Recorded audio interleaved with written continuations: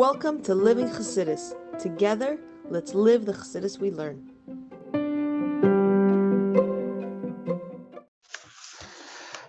Okay, welcome everybody to another class 2 of preparation or preparing for a home. Today's class we're going to discuss how to make a chassidishe home. It's a beautiful little sikha, and it's very good. Also, it will give us the opportunity to learn a lot of important ideas of the process of learning chassidus. Meaning, you're going to learn the sikha and you're going to say to yourself, how do I understand this? How do I learn this? How do I think about this? So that's what we're going to do. That's part of what we're going to do. Because I remember when I was a bach, before I understood chassidus properly, you take everything very literal, you read it, you translate it, and you don't know how to extrapolate on that. So before we start, I wanted to share something. If you learn Rambam every day, and Ravkah Ram, I'm fortunate enough to learn 3 prakim. So something, when I was in Yeshiva in Mayinot, I was actually dating my wife, so I missed this class. But Sheish Tab spoke. He went about the map of Tanya. You know the map of Tanya? Yeah, you know that map of Tanya? The Sheish Tab made? The map. Have you heard of the map of Tanya? We have it, we have to put it up. It's basically Sheish Tab. You know Sheish Tab, yeah? So he made, this was like when he's, you're native to him? Oh wow, beautiful. Welcome. So welcome. See? It's Crown Heights time. So Sheish Tab, so he made a map of Tanya, and basically, what happened was he would learn Tanya every year in Chitas, and he always got confused when he said when he got to chapter 18, he's like, where are we going? I don't get it. So he decided one year he's gonna jot it down and figure out what's the process, what's going on. And then he ended up doing it, and then he turned it into a map. Basically, every chapter is summarized in 1 sentence, 2 sentences, and he made it into a map, and it's color-coded, and it shows different sections. You can find it online. It's a must-have in a chassidishe home, unless you know Tanya Baal Peh, and even then, if you're a kid, whatever, it's beautiful. So he was giving the class of the map of Tanya, and one of the discussion happened that I wasn't there. I was out with my wife at the time, or not yet wife. When I came back, everyone said it was a big uproar, and everyone was discussing. What were they discussing? They were complaining that he was saying that you shouldn't say. Wish my friends. You shouldn't say. I forgot one thing. Just a quick interruption. This class is sponsored. Thank you very much for the sponsorship. This class is sponsored by Rochel Gringras in honor of the special women of Living Chassidus who are working during Moshiach, and sons by Ravkah Ram. Sorry, my phone. Little nishmas, Emma Bas Francesca. That their sponsorship should serve them well, and amidst Hashem, with all of us and all our efforts, when we take what we learn and we apply it, it's the biggest gift we can give them. And also goes online and everyone can see it. So there's a big uproar. And I come back and I'm acting cool like nothing happened. I'm like, what's going on? And everyone's like, oh, Sheish Tab said that you shouldn't say when you learn a sikha the Rebbe and you go to give it over, you shouldn't say the Rebbe says in a sikha. It's plagiarism. The Rebbe learned, and he's sharing you, and you're saying it, you put in your own word, you're making it your own. It's not right, it's wrong. It was a big thing, and a whole discussion about this. And everyone's arguing. And I was probably on the side of everyone else. Yeah, he's right. Who's he? How can I take it? It's not, I'm just being honest. I'm not smart. I can't figure these things out myself. It's disingenuous to say a whole vart and make believe that it was my idea. It wasn't. So, but that's what he was saying. And then when I started to learn chassidus a little bit, I understood it a little bit better. I started to get what he was saying, and it all made sense. I think also Ivana Friedman talks about this. So I was learning Rambam. So Rambam says today in Shresh Park in the 5th parak, the Hilchos Talmud Torah, he said like this. He goes, one should not repeat something. He said at any time that he mentions a teaching in his presence, that someone is saying something in the presence of his teacher, he should say, so you taught us, a teacher. One should not repeat something he did not hear from his teacher without mentioning who said it. When his teacher passed away, man should burn the old days of clothing, whatever. But he's saying you should always say what his teacher said. Now, my teacher told me this. You should never say it shouldn't be plagiarism. Now, this is in exact contradiction to what Sheish Tav is saying. Sheish Tav is saying, hey, don't say the Rebbe's name, say your own name. You don't say your own, just say it. You don't have to. That's what the Rebbe says. Say you said it. So how does that work with what I'm saying? So there's a note here, a little part of a sikha, and it's like this. And this is such a beautiful part, and this is a perfect hachana for general learning chassidus, and tonight. So this is what he says. Our sages taught, one who says a statement in the name of the one who said it brings redemption to the world. Anyone know where that's from?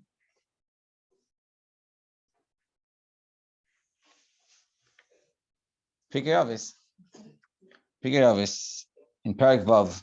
So then this in a few weeks, you'll say it and you'll remember it. So this is also an halachic obligation. One who does not say teaching in the name of the author transgresses prohibition.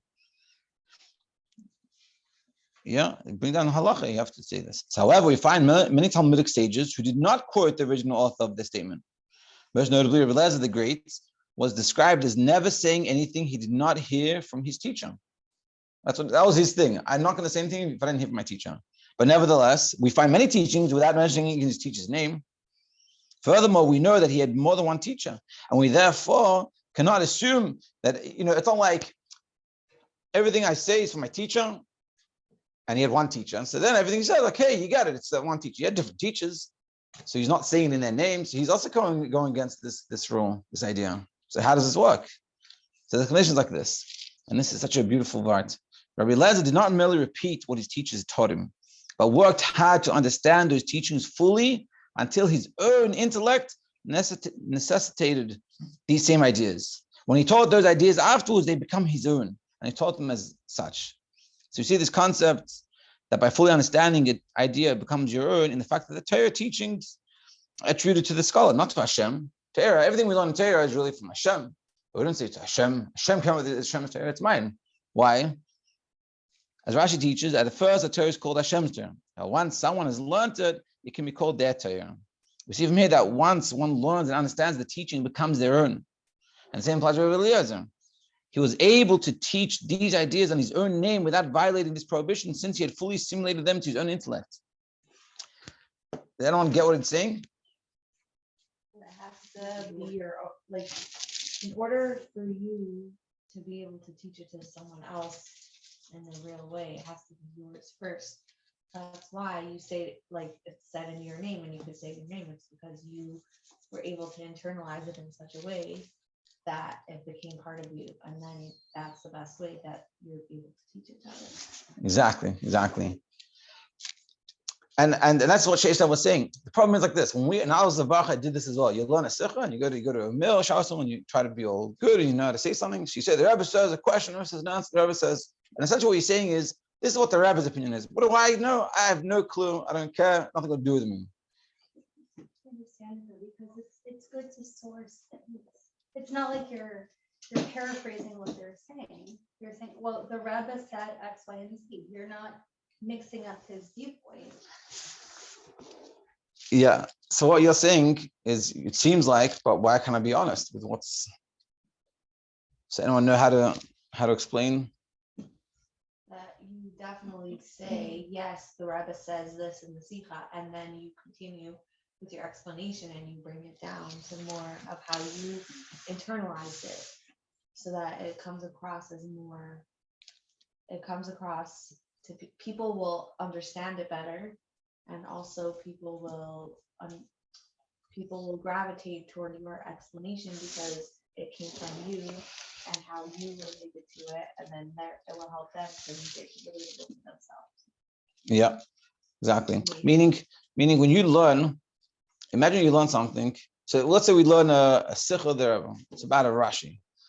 Now, there's two ways to learn it.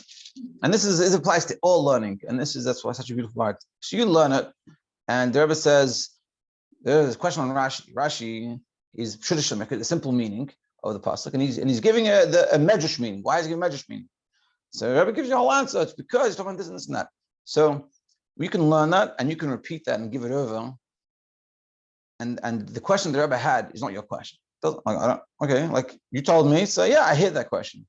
But you can work on yourself, and you can think about it, and you can make that question become your question. You're like, hey, you know what? It's a good question. Like how, like, you know, what's going on over here? Why isn't why is Rashi doing this? It doesn't make any sense. Rashi says his idea is to make it the simple explanation. He's giving this whole long explanation. What's going on over here? And what's the difference? One is it becomes your question. And then, yeah, of course, you can say the Rebbe said in the Sikha, but when you speak, there's a passion, there's a fire. It's my question. It's not the Rebbe's question. You know, when I was in yeshiva, I wasn't, everyone knows probably by now, like I wasn't like the best student. I barely learned. I wasn't always such a good, we didn't connect with learning. But I remember I had a very good teacher in Maino, Rabbi Cohen, and he knew what he's trying to do is make it your question. Like you'd learn Tosfos. So he wouldn't just say, let's read Tosfos. He'd ask you questions, and you would give answers and try, and he'd bring you to try to get you to have Tosfos' question. Do you know how to make it, what's the name? That I'm just on the screen? I don't know how to do it on this for some reason. Maybe it's, I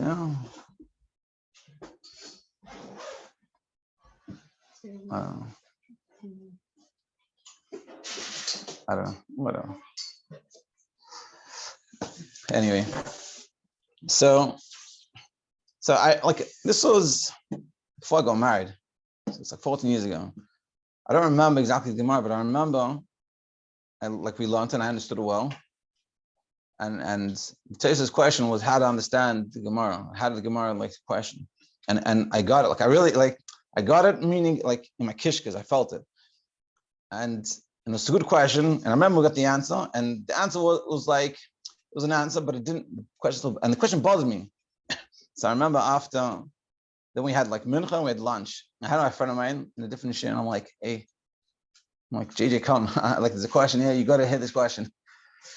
So I called, it's during break, which I never did during break. We sat down, opened the Gemara, and I asked him, and I read in the Gemara, and I said, this is the Gemara. This is how we learn Pshat. I said, but 1 second, what about this? And I asked him the question. I didn't say, look, let's read Tosfos. I asked the question because it was bothering me.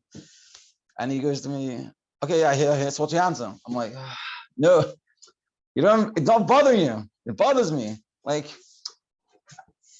and this is sort of the point of learning. This is what they were saying. Rabbi Eliezer Gadol, he didn't say everything in his teacher's name because he took his teacher's teaching, he learned it, and he made it his. He thought about it and he connected with it until it became his question. And this is in essence the key to learning, to understanding chassidus well. Understanding anything you learn in Torah is make your question. It takes time to learn how to do it. And even when you do it, it takes time, but it's a whole different experience. And Thomas, this is what we learned in today's Ram. And today we're going to learn the Sikha. So this is a very interesting Sikha. It's very short. It's only 2 pages. And it's a discussion how to build chassidishe home. It's a very interesting story. But you'll learn and you'll say to yourself, it's a nice idea. But what does that mean to me? Like, so how do I apply this? And so Bashar is in today's Ram, this whole part. We have to think about it. It's very interesting. So I'll say the story that comes in a little later, but we'll say it now, and then you'll understand all these people. So there's 2 people in the front, whoever no one's online, but we have this here. 2 people, there's Ravkah Ram and Rochel Gringras. Does anyone know who they are? Anyone heard of them before? What did you guys know about them before this? Anything? Ravkah Ram was a genius. He wrote a lot. He had correspondence with the Rebbe a lot. He was a very, very holy man, and Ravkah Ram was a literature Rebbe. Yeah. Who was a big guy in the literature Rebbe. Yeah. So Soloveitchik, we know from YU, it's like his great grandfather. And he had a way of learning. So as we see here, we have if Yosef Rosen was a Ravkah Ram, he was also like a chassid. He liked the Bakum. He was very sharp. He didn't stand for anything no nonsense. And people write questions for him. He would answer back on their postcard. They wrote it with just with places, sauces. He wouldn't explain, just write the sauce. And so like Ruth is saying, there's a whole correspondence in him and the Rebbe, like the sauces. Just writing like Gemara, Daf, whatever, Sat Psachim, check over there. And the Rebbe right back, what about this and this and this and this? It wasn't like, what does it say? Let me explain to you. It was just sauces. And he was very, and they say about the Ravkah that he wouldn't, the Rebbe talks about him a lot in Sichos, brings him down. And his way of learning, not too knowledgeable in it, but he tried to like keep himself pure in the sense that he would learn like until the Rambam, and then he would think for himself. And then after he'd have these questions, he'd try to figure it out, and then he'd check with the later codifiers and like Shulchan Aruch and stuff to see. And he really liked his thought. So you'll see, we're talking about in the Sikha. So one time there's the Ravkah, which is his genius. His name was Ravkah Ram. It's not just he's called a genius. That was his title. People called him genius. There was the Ravkah and Chaim Soloveitchik. And like Rita said, Chaim Soloveitchik was a Litvisha, and Ravkah was the Chassid. Chaim Brisker was a rabbi and Talmudic scholar, credited as the founder of the popular brisk approach to Talmudic study in Judaism. He also a member of the Soloveitchik dynasty and the son of Weiss Halevi. So they're together, two giants. And so the Ravkah had a question, and this is how he would think.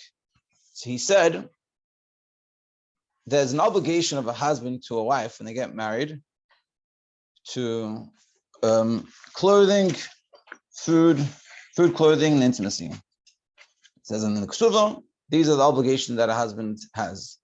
So the Ravkah asked like this: is the obligation an ongoing obligation? Meaning, is it every day? Is that obligation renews itself, or is it that obligation began by the wedding? That was when it happened, and then the rest of the marriage is a continuation.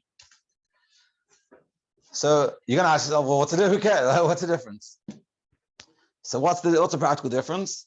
It's very interesting. The practical difference is what happens if a person has two wives. Now, use the thinking caps. If a person has two wives, so according to the opinion that when you got married, that's when the obligation was. And the rest of the time of marriage, it just continues from that. So then, who are you more obligated to? The first wife or the second wife? Why? Because it's a new marriage, so it starts new on the new one, but you still have the obligation. I would say the obligation may be on the first, because it's been for longer. And what happens? So now let's answer the other. What happens if the way to think about it is that it's every moment a new thing? So then whose obligation is more? It doesn't matter. Exactly. It's both equal. But every moment, it's a new moment, it's equal. So this was his this is how he'd think. So it was Chaim Brisker. So he told him this thing that he's thinking about. It's Chakira. Like, how do we look at it? So Chaim Brisker says to him, he goes, Mazel Tov. So he goes, Mazel Tov. Why is he Mazel Tov? He goes, because according to the second opinion, it's every single moment. So you just got married. So Mazel Tov. You say Mazel Tov, I get married. It's very interesting. Okay, so we'll read the Sikha. It's not so long. And also you have to, it's beautiful because it's just so good. And the Rebbe is sharp a little bit. You'll hear the Rebbe you don't see on Gem, and he'll say a little bit of some sharp words. But again, like we learned before, we learn to understand and make it our own. And so we're going to talk about this. There's a story of the Frierdiker Rebbe we're going to bring down of how he prepared his new home. And the Rebbe says that what we hear from this story, there's a lot to learn, and also we can apply it for ourselves in our daily lives, and ourselves as preparation for marriage. Yeah, the Frierdiker Rebbe says in regards to himself, this was in 1964 on Yud Shvat for rain. You're all shut. In regards to marriage. So what is, anyone know what happened when Ravkah Ram got married? How was his preparation for new home? Where did he live?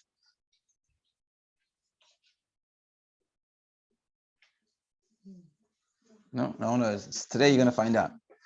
Also, yeah. Or? Rodden? Did he live in Rodden? I think he lived in Lubavitch. Lubavitch. Yeah. So you're going to learn that. And also, I wanted to ask, when we all say that, so, especially when you're dating, you put up on a resume, people talk about their homes. Want a chassidishe home or want a home full of guests, things like this. What do you guys want your home to look like? I'm asking,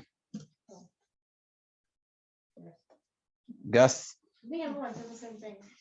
Yeah, but clearly everyone, this is very true. And clearly this is one of the funny things about shidduchim and resumes. You look at them, like everyone looks the same. But you know that everyone means something different. So what does it mean, guests? It mean guests during the week? No. No, yeah. That's a definite no. That's like until Shabbos, I don't want to see it. Yom Tov.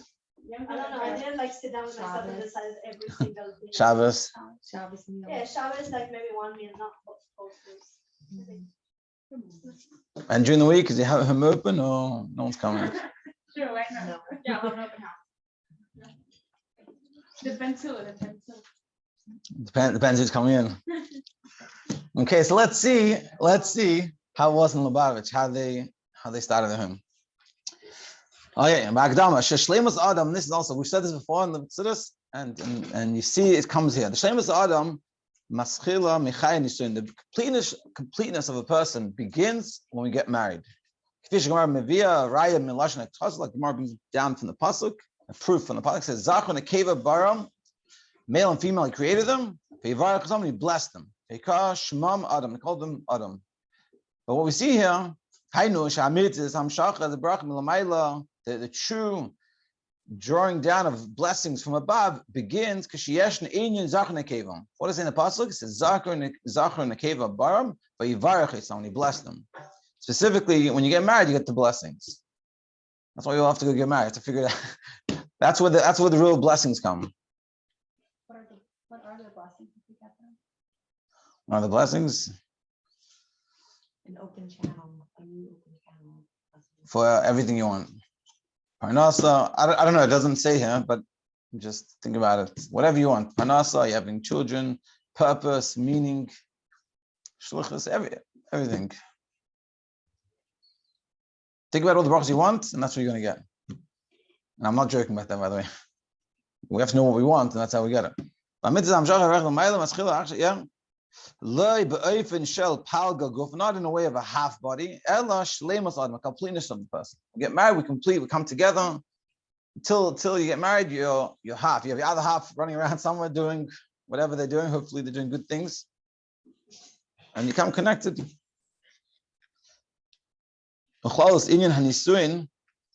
The general idea of marriage, is called an everlasting edifice. One of the preparations for marriage is not just about figuring out how you're going to support yourselves, like the vineyard, working in the field. What are you going to do? You have to have a house. Bana Weiss, you create a house. And afterward,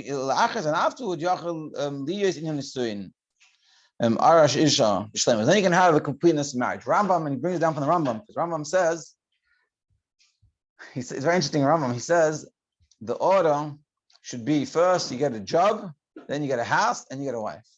Because you shouldn't do the other way, because then you're going to get stuck, and then you're going to be a poor person. Nowadays, this is not the custom, and then Rambam is not who we follow necessarily in all halachas. But this is what the Rebbe is saying. That one of the things we have to have, to get married, you have to have, besides getting a husband and wife, you have to have a way of figuring out how to make money, and you also have to have a place to live. Now, back in the day in Lubavitch, I don't think they could rent houses or rent apartments. Didn't exist. So what do they do? So the Ravkah Ram explains how it was his preparations for marriage. to build his house. Bagdama, prefacing. So this is going to be the Rebbe's little shtachs, the Rebbe's little jabs. He goes, nowadays the custom is, first of all,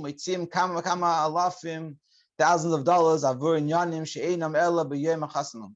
We spend $1,000 for things just for the one day. The Kail Mazani before this, we bring $1,000 for even before the wedding for things. And afterwards, we spend all this $1,000 of things that are superficial. We think there's a need for the after the wedding. Only afterwards,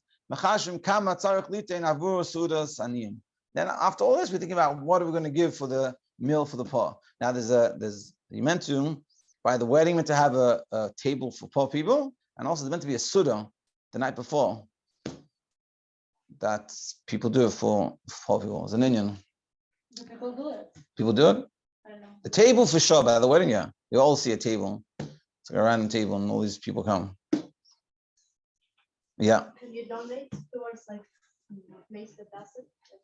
What exactly? How it could be, but this is one of the things I'm talking about. For we have to think at the wedding. Yeah, I don't know how it works the night before, but this is the point. The Rebbe is trying to give over a message, and this is something we can internalize. What the Rebbe is telling us, the Rebbe is saying that nowadays we went and spent. When I was getting married, so I was getting married in Alabama. You can imagine. You guys probably don't know half of you know where it is. I was coming from Australia. So I was like, this place, and I thought no one's going to come. And I was worried and all these things, and we're trying to get someone to play music. And who's playing music in Alabama? But it's funny, in the end, Benny Friedman played. But, yeah, but that wasn't. So I was back home in Australia, and I went to a Shabbat, I went after my meal to my friends. All my friends were mostly married.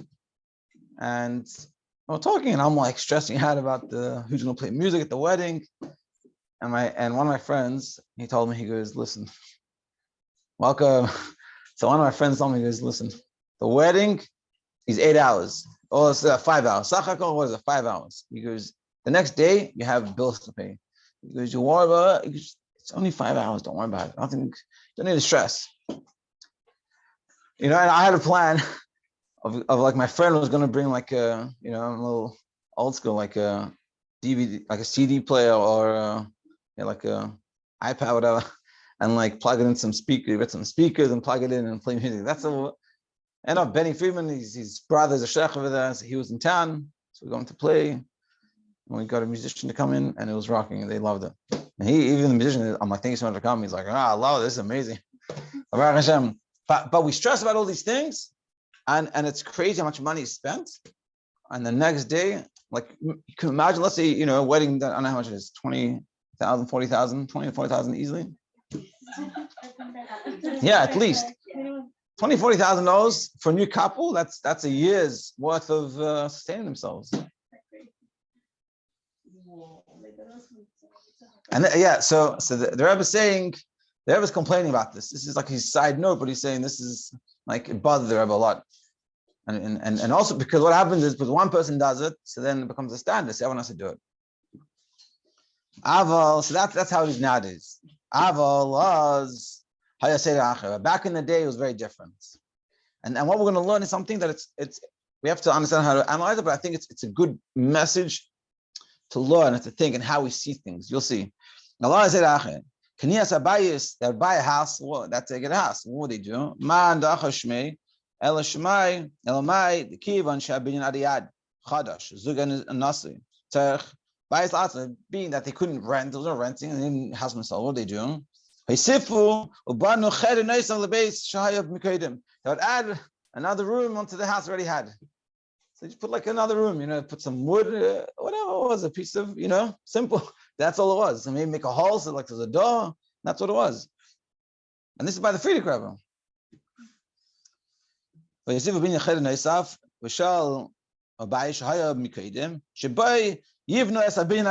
was the place they'll make this everlasting edifice. This little dinky room. And furthermore, Akshav, now, again, the Rebbe is like getting into us a little bit. You have to clean the room. Meaning, and I think the Rebbe is referring to even if you get these people to come over, you have to clean the room. You don't want the poor person with these stepping with these muddy boots. I feel even not just the poor person, even a simple person, you don't want him into your house. Even the people that by themselves come in because they know they're meant to come. Matzirim es tzaddehem mazhirim esam. You're all like stressed and like, oh, be careful, be careful. Don't touch it. Don't touch anything. Just go in and sit down and eat your food and leave. You know, this is the welcome that people do. It's not enough to wash their hands 3 times for bread. But Shema Yishar Eze Kesem Binyan Ebayis. Maybe they're going to leave a mark, they're going to dirt something, touch it, don't touch the pictures. Just leave. You know? So he's saying it's not a walking environment. Back then, how was it? It was opposites. As the Frierdiker himself explained, before they gave it over to him, this binyan, this building, everlasting edifice, this little room, what did they do? Children, they brought children in. We know there's a custom to bring children in. When you have a new apartment, whatever, so that's what they did. When a new chassan kala, there's a few things you're meant to do, like bring some salt, some bread, and you have kids, say psukim.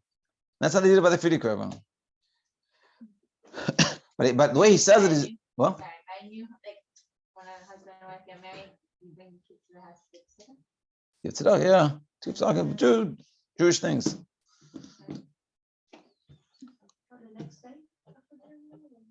The next day? What did they do before or? So here implying it was before. But this is sort of the point. Let's not get caught up with the details, which we should know, but also understand it's the Rebbe trying to teach us a way of approaching life.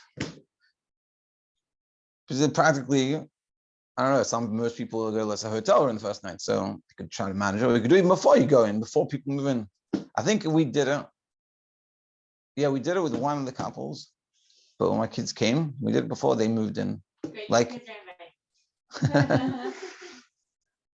yeah, thank you. I'm sure they'll be very happy to know. Says what is this again? It wasn't that he brought the rich kids into the house. The public Talmud Torah. You can imagine what it looked like back in the day, the Talmud Torah. They didn't have much money. The amount of kids going wasn't many. And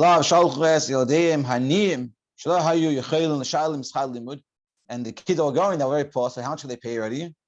And even if they would pay, how much were they paying already in those days? The place was a run-down shack. They weren't the fancy kids looking nice. Although nowadays, Baruch Hashem, we're so affluent, even like the contrast between poor and rich is so minimal. Back in the day, poor kid walked around with dirty, muddy boots. And that guy's going to your house with dirty, muddy boots. So it was like, we're happy now they just sent them to a Talmud Torah.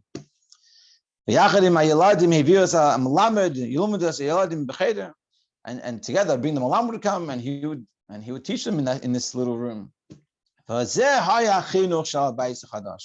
this was the chinuch. This was the education. What does it mean to build the binyan aliyad?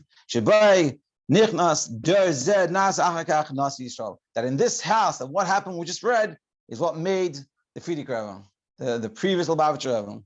This was the hanacha. This was the education he got that helped him become the Rebbe.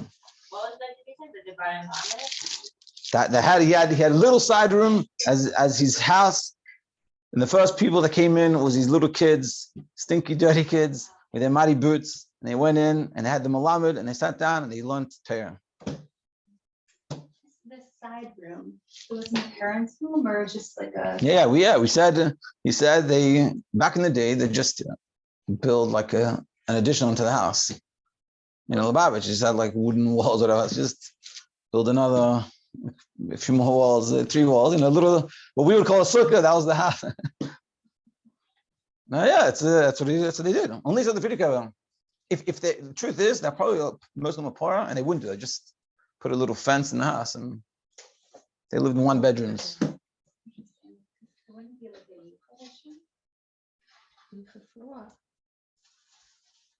They have their own. To be in the same area. as They the- probably had their own entrance, like that room was their house. Was it like a back house or was it? It was an addition? attached. It's like, Attached. you have a house, then you make a room with its own entrance, and then you make another room with its own entrance, and you make another room with it for each of the kids as they get married. But it's not like some palace. It's not like some Yeah. three family house Yeah. with a, it's like, Very simple. Yeah. And this is how the Frierdiker was educated. Cooking in the same kitchen, So now there's a lot to learn from this. It's very important. When we're not saying, there's once heard there was a certain period, I think it was in the 70s, there was a fancy thing called Hollywood kitchens and wall-to-wall carpeting. That was like the fancy thing. They had wall-to-wall carpeting and these Hollywood kitchens. So the Rebbe was is complaining about people feeling this need. So there's a guy till today I heard that he has carpeted whatever floor, but it's not all the way to the wall. It's missing a little bit. It's like a tafa, just before. So I'm sure he's a good guy and he's very chassidishe, but that's not what the Rebbe meant. The wall-to-wall carpeting is not physical carpeting on your walls. It's a mindset that I need to have the fanciest things and the best things that all look cool. That's what the Rebbe is complaining about. You can have wall-to-wall carpeting and it doesn't mean anything to you. You can have nothing, it means everything to you. And the Rebbe was saying that. And the Rebbe is saying here, he's not saying that if you want to be chassidishe, you have to go to your parents' home and ask them to build an addition and then get some kid and say, step on the mud and then come into my house. That's not what we're saying. You all get it? But you get what we are saying? That what's important? House is, they say when I was 2 years ago or something, we went for Shabbos to base Chana. They had the camp, and with Man Streetman, we were there for Shabbos Tisha B'Av. That was 2 years ago. I think it was 2 years ago. Well, it wasn't last year. So one of the things that Mr. Shaftin said, there was someone that, I don't know what the whole story was, but there was a lady that she became from, but like she was in the process. She went to like a Pagisha. Pagisha is like what Chabad on campus does now. That's like the original. So you come for a Shabbos and go nights, and so people host them. So this lady, she went, her and a friend, I think, got put up in someone's house, and they were very sweet, very cordial. And they went and they gave him this nice room to sleep and woke up. And they woke up and they realized, like, I don't see another bedroom. I only see one bedroom. Like, where did these other people sleep? And they realized that they gave them their bedroom. And they slept, I don't know where. Yeah, it's pretty wild. This is chassidishe chinuch. Yeah, I know who the guy is, and he's like, does a lot of chesed nowadays. So now the Rebbe says like this. Now you're going to ask yourself, you're going to learn this story, and you're going to say to yourself, this is a crazy story. It doesn't mean anything to me. I don't live in Lubavitch. I don't have these issues. What are you talking to me? So you see, how you do by Yara, this story was known at the time when it happened. Nishkach la'achis man was forgotten. Aval hagmach admer sipir zeis. The Frierdiker said this. B'yoyse kvar nasi. Once he was already a Rebbe. B'idiyah that he knew she saved kol safe. He's parson b'rabbim. He knew that in the end this is going to be publicized. He didn't just say it just He said it because he knew it was going to be publicized. Umiaz harei zeh naser hira v'hadracha ketzad tzarich Yehudi liyaseh is basically strong. This is a lesson to teach us how we build a house, a Jewish home. Sharei ilu haya dava shaykh nasi should be so. But if you're going to say, oh, what do you mean? It's the Frierdiker and it's only for a name. So he says, only the people that are meant to be a nasi would know this. But the fact that we got told about the story, we heard the story, and the Rebbe is like, the fact that we got told, and the Rebbe is like, I'm telling you, because this is shaykh to you. This is something we can emulate in our own way. It's like it says, Amr Azal says in Pikei Avos, you and Nim bnei beisecha. The poor people should be in your house. They should be comfortable. To have the aniyim, and then first the poor people, and then it's your house. Now I'm going to skip because of time, but here he goes into this whole. Basically says people that do it, even when they do it, they do it just for publicity, and they do it for someone to get a pat on the back, and then it becomes. If you see, he goes in the brackets over there. He goes. Anyone know how to read this word? It's very funny. See in the second last paragraph. Amnam says, however, you can bring in poor people in order. She tap them on the shoulder and say, "Oh, good job." You have and they'll appoint him to be the head of a. What is this? Chairman. This is learning how to read English in Hebrew. To be a chairman. A medal. So, meaning a person can do these things, but why are they doing it? It's, for the publicity stunts. It's like the what's it called? Politicians. They come to your community and you think because they care about you, that it's all politics. They're gonna get photos. Yeah, or he was hook kara shinasan loy kach v'kach l'tzedakah federation, or that will be recognized to give a tzedakah for the tzedakah federation. But what they're saying, they're doing it not for the right reason. And he goes, and they do it to the point, like it says in Shalos Tshuvos, Rashba, and it's brought down in Magen Avram, which is Shulchan Aruch, mitzvah l'farsim ma'asim mitzvah. It's a mitzvah to publicize how the mitzvah.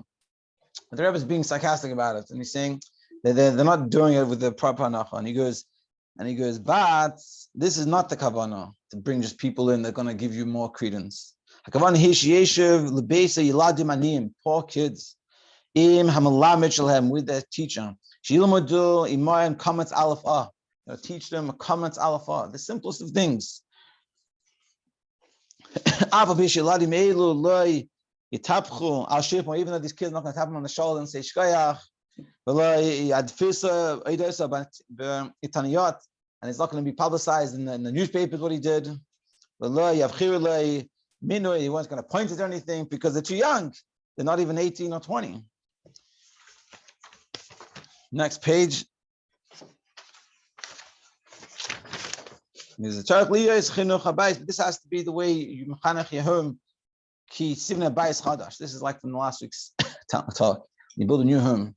This is the way to prepare yourself, to take care of yourself. Is doing this way. And then bayis malay berachas Hashem. Shoot a house full of Hashem's blessings. This is beautiful. So now I'm going to skip it on time-wise, but the story said in the beginning. So basically, it's a quick story. Whoever didn't get it.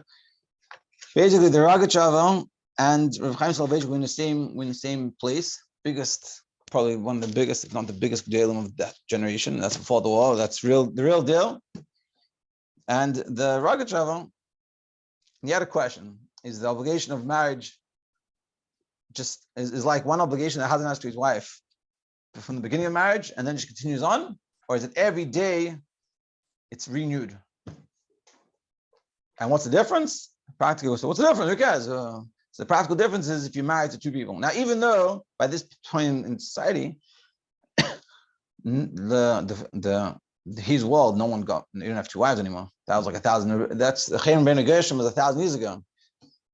But this is how he thought. He thought this is Torah world. Like, I have to understand this. Like, what's the obligation? Is it permanent or is every day new?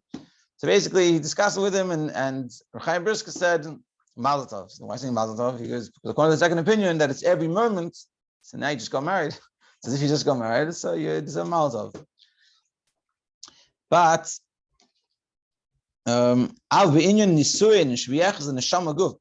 brought down chassidus and the Musa that there's also a marriage concept within ourselves, which is the neshama and the body. So the Rebbe says, even though in this story we're not sure what's the result. Is it the first opinion or the second opinion? He goes, but for sure between the neshama and the guf, you turn to be my neshama, ein makom l'sveikus. Zeh v'vadei inyan shemischadeshes b'choyim. This is for sure something that happens every day.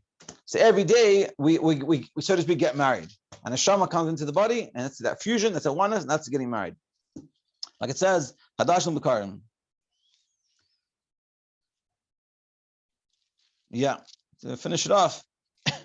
About nisuin elu, with this marriage, shechzad v'nishmasi, of the body and the neshama, hine habachina haschala harishona hi lei beofen shereid v'acha kavod. It's on the way that you run after honor.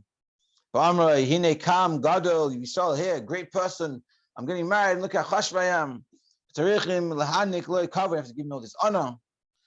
I'm a ben avnitz of Yaakov. I'm ready. I'm good enough. I'm a person that's going to feel Hashem's mitzvahs.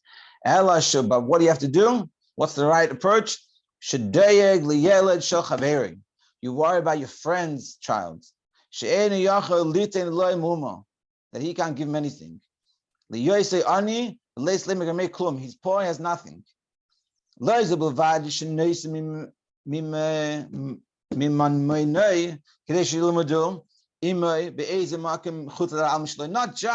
you're going to give him money, say that kid can go learn somewhere out of your house, but you bring him in not just to your koyad, until you're in a house, into your bedroom. Like the story of this guy that these guests slept in his bed, in his room. And there you bring in the poor person's kid. Not to fulfill Hashem's will, through learning Teres Hashem, you do it happily. Such a powerful idea. But the Rebbe is saying that what's the key to starting being at a yad? The first thing is you think about someone else. And it's, that's what he's saying. And your house, so we said in the beginning, we asked, what is guests? Once a week, Shabbos, what's the Rebbe saying? The guest, not just the guest, always the guest in your bedroom. Now, of course, it doesn't mean you have to take someone you feel very uncomfortable with and bring them to your bedroom, make yourself feel more uncomfortable. That's all we're saying. But the reason why we're learning this, and the reason why the Rebbe is telling us this, is helping us look at ourselves and look at how we approach things. And we can ask ourselves, what's my first thought? Is my first thought about myself? Even when it's coming to my own home, what's my first thought? Is myself? Or am I thinking about other people? How can I help someone else? What does the other person need? And it can be simple things, and it can be big things. Like we said last week, we all have to realize we have what to give. And we have to answer, how can we give? How can we add this, See, and this Rabbi says it clearly, finish it off. And this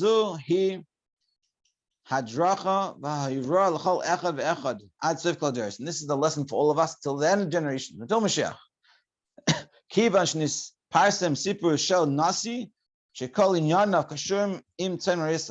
The Friedrich Rebbe, the story was publicized to all of us. We had the 10 generations with his sheep, his cattle, his herd.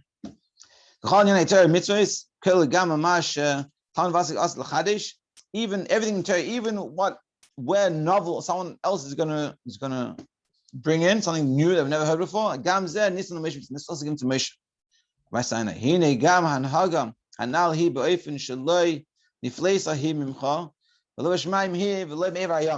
Saying this is not an impossible thing for you.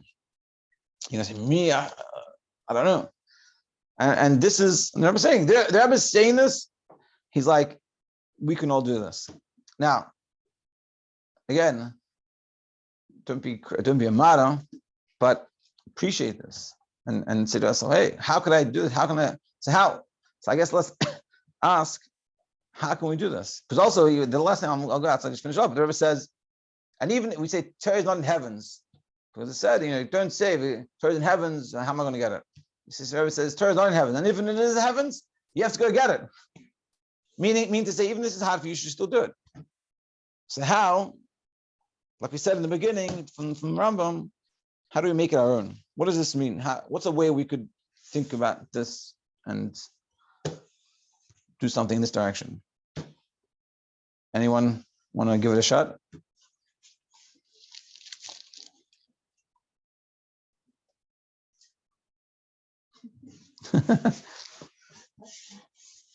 What? Good question. Good question. And this is essentially, this question is every time you learn. You could also say, look, I didn't learn it enough. I don't really know. That's also a good answer. But the question we got to ask ourselves is that like, and this was a very clear, the Rabbi saying he's talking to us. I guess there's a few things we can learn here. Well, first of all, are we doing things because of the right thing to do? We're doing it because of honor, because it makes us feel good. Like the guys, like they were saying, the guy invites people over, so he gets like elected or whatever. So we're not going to elect anything, but like, what's our motives? And realize that there's people that need help. I think that's also a big important message. There's poor people, and there's begashus poor people, and also spiritually, and also realizing to build a home. It's like, wow, to build a home, your mindset is, how can I be helpful? And this is why I think it's such a beautiful thing for marriage. Because what's your first mindset? You're thinking about someone else. To have a good marriage, you can't be always thinking about yourself. What do I get from it? If you think that way, then it's a recipe for a hard time.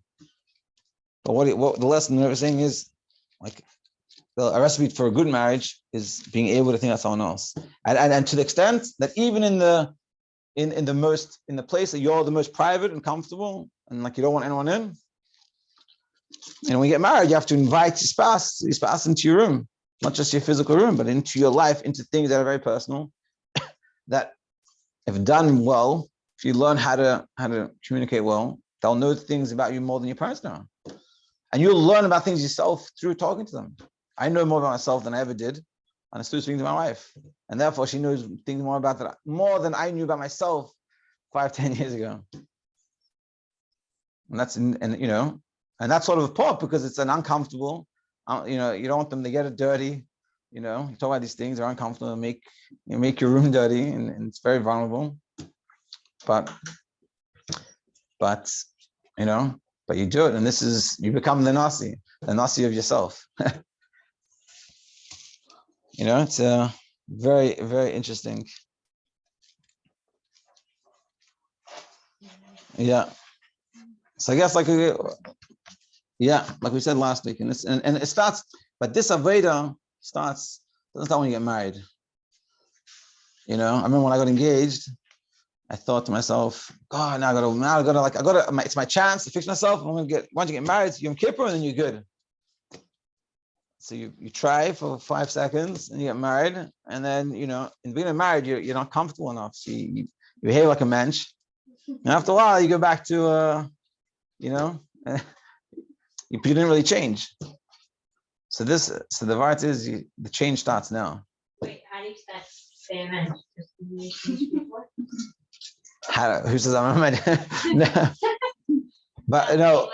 You're like anyone. So you have to.